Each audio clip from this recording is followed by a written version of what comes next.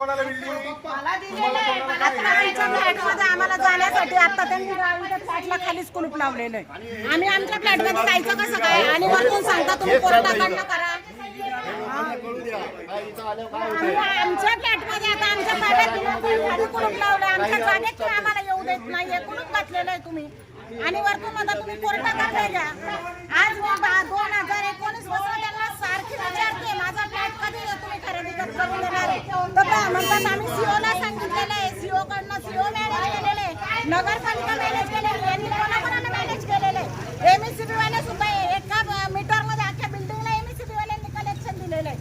पाण्याची आमची सोय नाहीये. आम्हाला मीटर लागला तर आम्ही करायचं काय? 10 वेळा त्यांना सांगितलं. जर माझा मुलगा आजारी होता, मला ऍडमिशनचे पैसे, मला खरेदी खतावर मला कर्ज काढायचं होतं, तरी यांनी मला कर्ज सुद्धा काढता येत नाहीये. तो फ्लॅट माझ्या ताब्यात असून फायदा काय मला त्याचा? फ्लॅट ताब्यात आहे ते बी सांगा त्यांना. फ्लॅट किती वर्षाचा फ्लॅटचा वापर करता ते बी सांगा.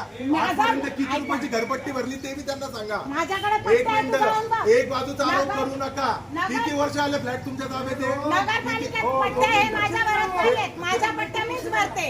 माझ्याकडे लेखी पावत्या पण आहे. नगरपालिकेत मी माझ्या नावावर केले, पावत्या माझी मीच भरते. यांनी मला खरेदी खत करून द्यावं एवढीच माझी इच्छा आहे.